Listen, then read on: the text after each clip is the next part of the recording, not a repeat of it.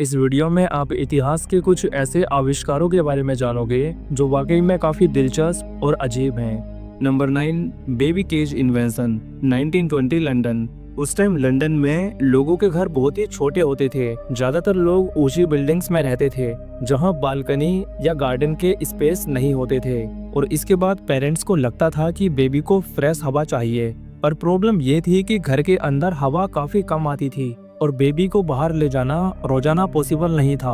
अब सोचने वाली बात ये थी कि अब इनके लिए ताजी हवा का इंतजाम कैसे किया जाए। और तभी उनके दिमाग में ये स्ट्रेंज आइडिया आता है कि बेबी को खिड़की से बाहर लटका दो। एक अमेरिकन लेडी थी, एमा रेड। उन्होंने 1922 में इस केज का पेटेंट लिया, यानी कि ऑफिशियली इसको रजिस्टर करवाया।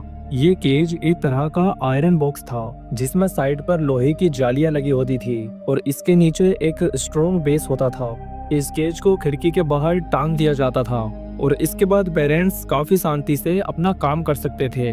पेरेंट्स को लगता था कि ये एक काफी सेफ और स्मार्ट तरीका है। बेबी को फ्रेश हवा भी मिल रही है और वो सनलाइट भी इंजॉय कर रहा है।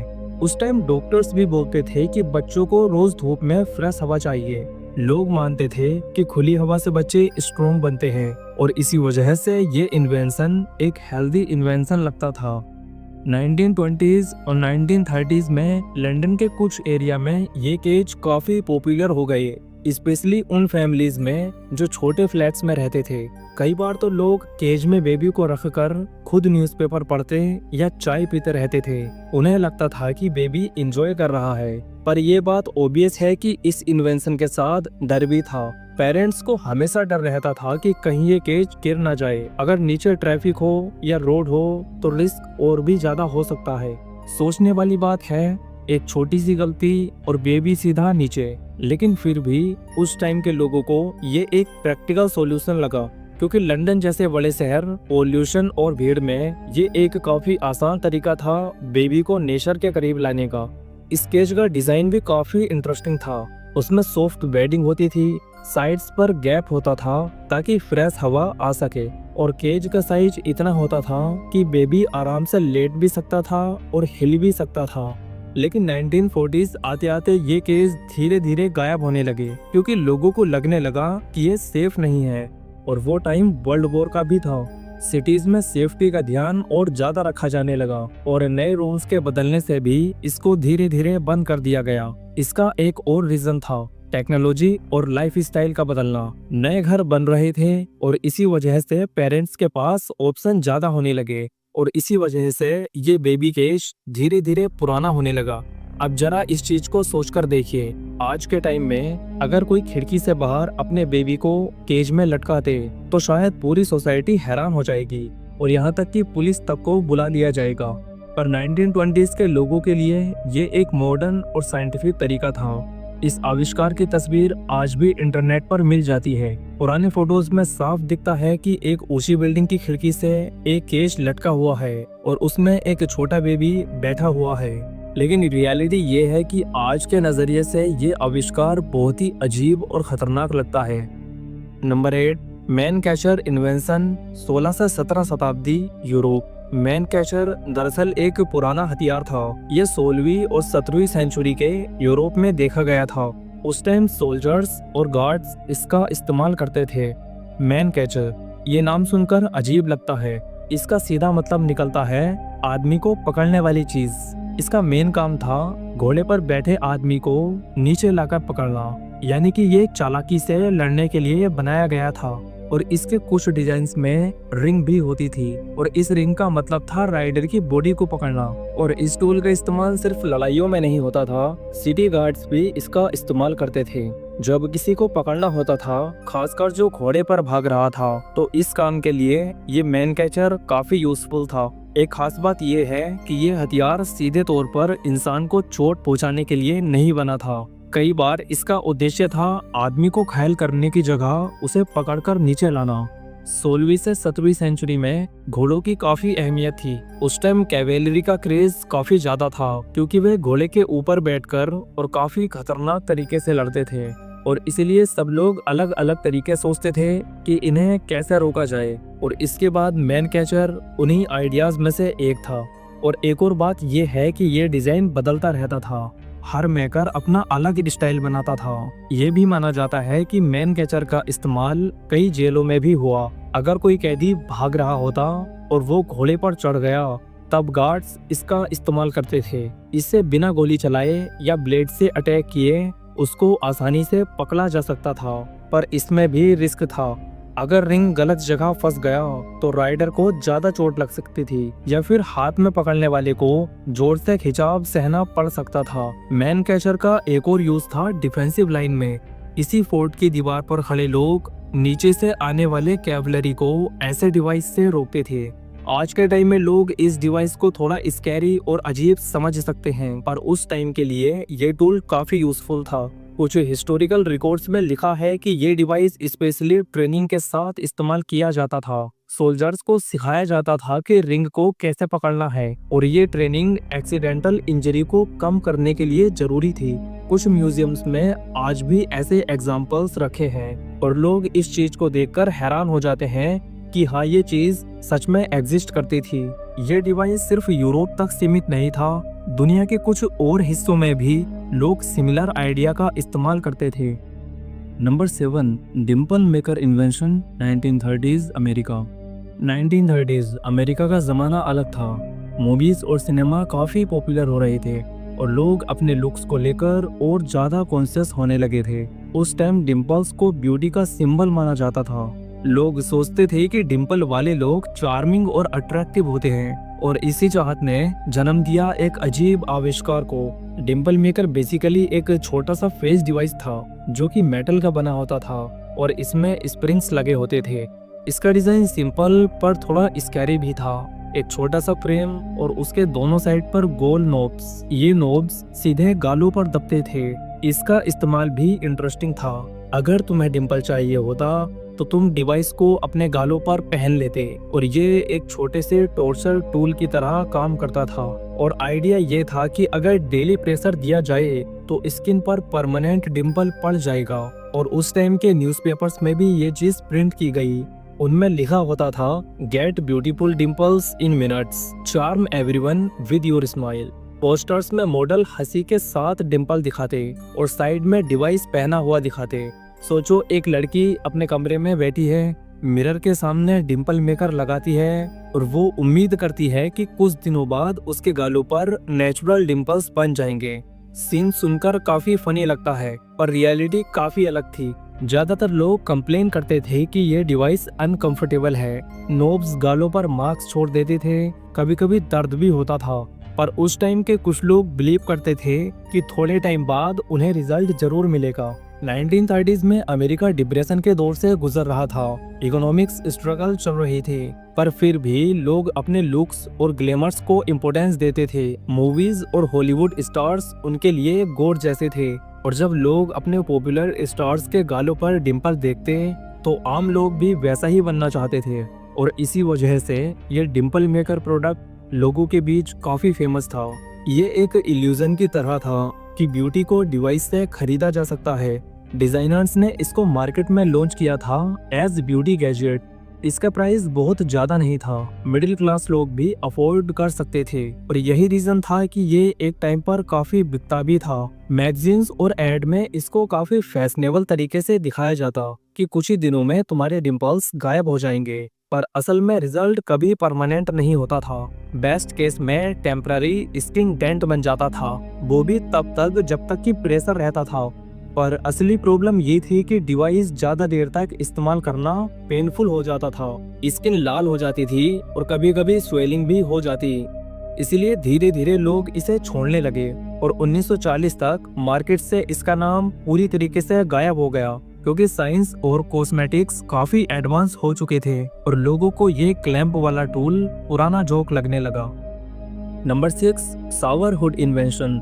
शावर हुड बेसिकली एक प्लास्टिक का बड़ा सा कवर था। ये पूरे सिर के ऊपर फिट हो जाता था। लोग इसे अपने सिर पर पहनकर शावर लेते और पानी गिरने के बाद भी लोगों के बाल बिल्कुल ड्राई रहते। 1970 का जमाना फैशन और हेयर स्टाइल का था।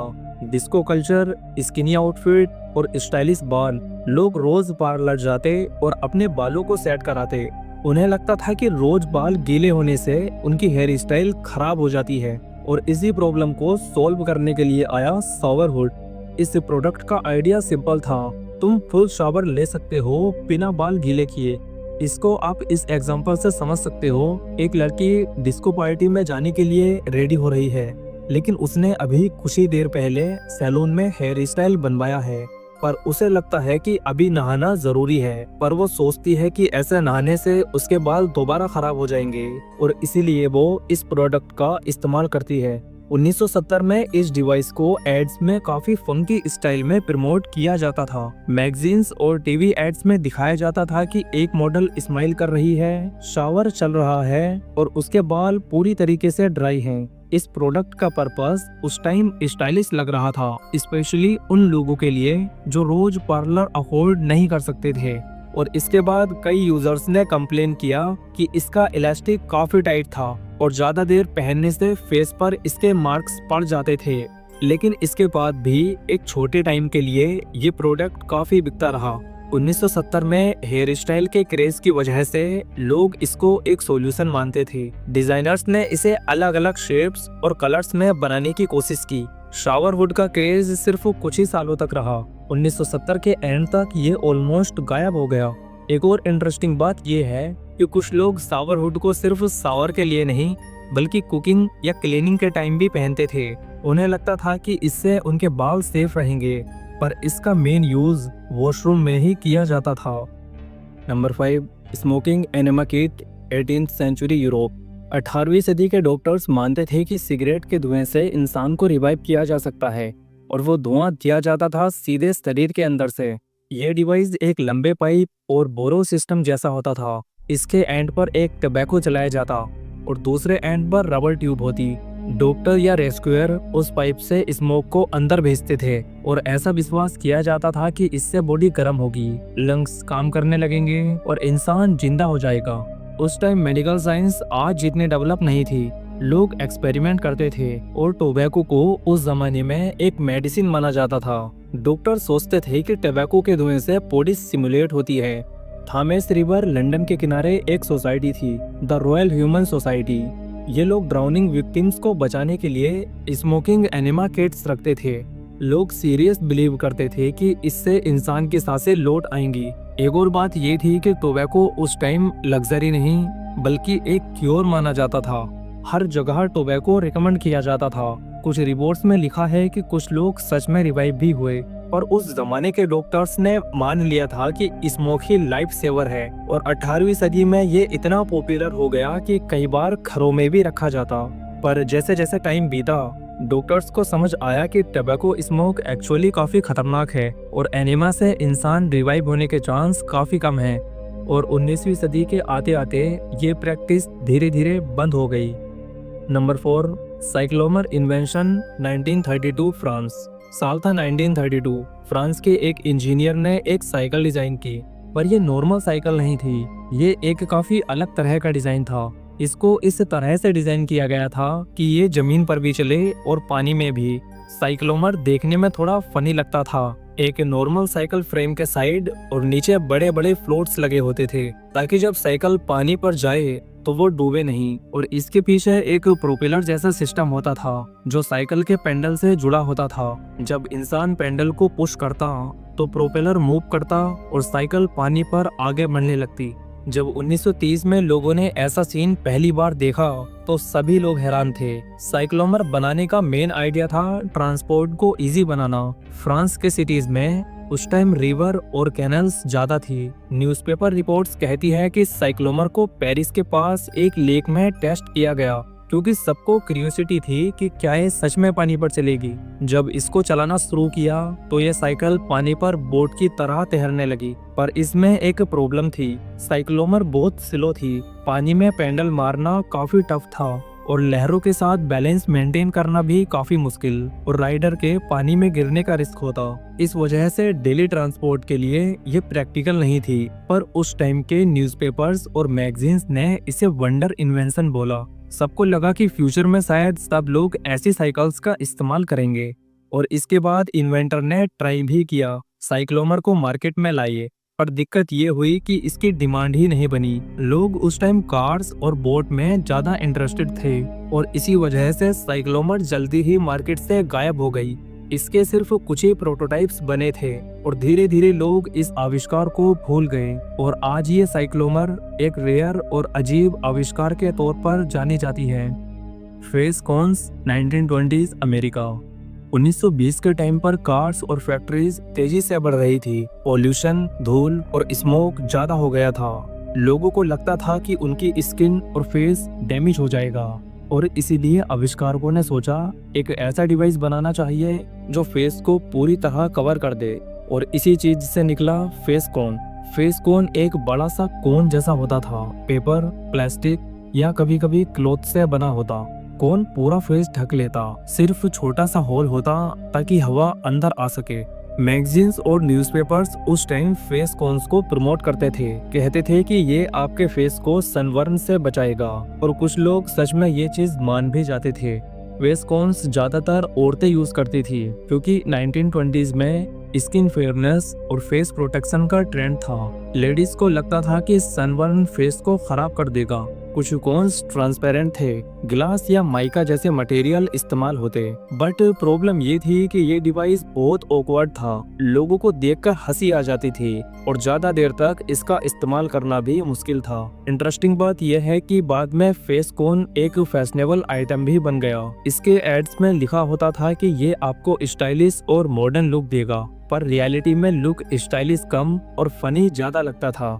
1920 के अमेरिका में फेस कोन एक काफी शॉर्ट ट्रेंड रहा। कुछ सालों बाद लोग इससे बोर होने लगे और उन्हें रियलाइज हुआ कि ये उतना प्रैक्टिकल नहीं है। लोगों ने सन स्क्रीन क्रीम्स और सिंपल हैट्स को ज्यादा पसंद किया। Anti banded bag invention 1960s Japan. Japan के लोगों ने इस स्ट्रेंज इन्वेंशन का इस्तेमाल किया। जापान उस टाइम एक डेवलपिंग कंट्री था। सिटीज में भीड़ ज्यादा थी और छोटी छोटी चोरियां कॉमन थी और खास तौर से बैग स्नैचिंग काफी ज्यादा होता था और इसी वजह से आविष्कारक सोचने लगे कि ऐसा बैग बनाया जाए जो चोर के काम को इम्पॉसिबल कर दे। और इसके बाद आइडिया आता है एंटी बैंडेड बैग का। ये बैग दिखने में सिंपल होते थे पर इसमें एक हिडन ट्रिक होती थी। जैसे ही कोई चोर बैग को खींचने की कोशिश करता, बटन दबाते ही बैग का पूरा कपड़ा अचानक नीचे गिर जाता। सिर्फ एक स्ट्रक्चर हाथ में रह जाता, एम्प्टी फ्रेम जैसा, और असली सामान नीचे गिरकर जमीन पर फैल जाता था और इसके बाद चोर कंफ्यूज हो जाता और लोग उसे पकड़ सकते थे। इस आविष्कार का मेन मकसद था चोर को बेवकूफ बनाना और उस टाइम जापानीज लोगों को लगा कि ये एक स्मार्ट सॉल्यूशन है क्योंकि चोर सोचता था कि उसने बैग छीन लिया पर एक्चुअली उसके पास बैग होता ही नहीं था। बैग के अंदर एक स्प्रिंग सिस्टम लगा होता था। ओनर को बस बटन दबाना होता था और पूरा बैग अचानक से खुलकर गिर जाता था। 1960 के जापान में न्यूज़पेपर्स ने इस आविष्कार पर रिपोर्ट भी छापी थी। लोग इसे एक फनी पर काफी यूजफुल गैजेट मानते थे और इसके बाद कुछ दुकानों ने इसे बेचना भी शुरू किया।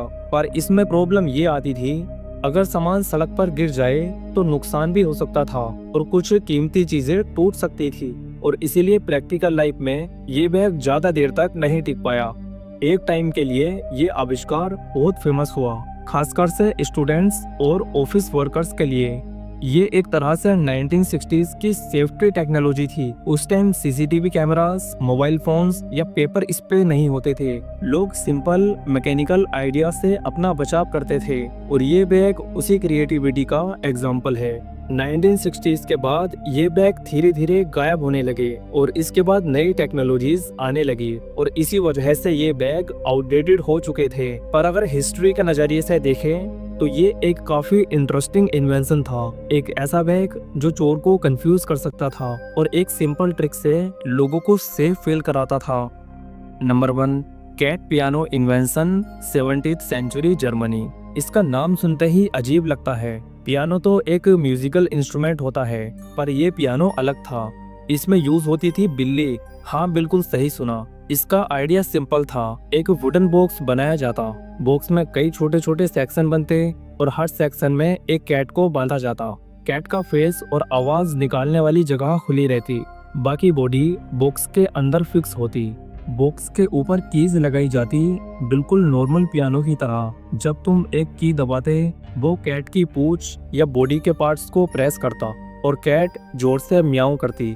हर कैट का साउंड अलग होता, किसी की आवाज पतली और किसी की मोटी। आविष्कारक सोचते थे कि इन साउंड्स को अरेंज करके एक फुल म्यूजिकल स्केल बन जाएगा और म्यूजिशियन एक मेलोडी प्ले कर सकते हैं। आज के टाइम में ये चीज सुनना थोड़ा अजीब लग सकता है, पर 17वीं सेंचुरी के यूरोप में लोगों के लिए ये एक क्यूरियोसिटी थी। अगर कोई इंसान डिप्रेस्ड है या पागलपन से परेशान है तो कैट पियानो उसके लिए इलाज बन सकता है। वो बोलता था जब वो इंसान कैट्स को एक साथ चिल्लाते देखेगा तो उसे हंसी आ जाएगी। और आप सोचकर देख सकते हो कि उस टाइम के डॉक्टर्स भी मानते थे कि एक बिल्ली की चिल्लाहट एक थेरेपी हो सकती है। इसके बाद कैट पियानो का आइडिया यूरोप के अलग अलग हिस्सों में फैल गया और इसके बाद कुछ राजाओं ने इसे अपने दरबार में मंगवाया। वहाँ म्यूजिशियन इसे प्ले करते और लोग मजे से देखते, पर सबको ये पसंद नहीं आया। कुछ फिलोसोफर और थिंकर्स ने कहा कि ये एक प्योर टॉर्चर है। बिल्ली एक लिविंग क्रिएचर है, उसे एक मशीन जैसा ट्रीट करना गलत है।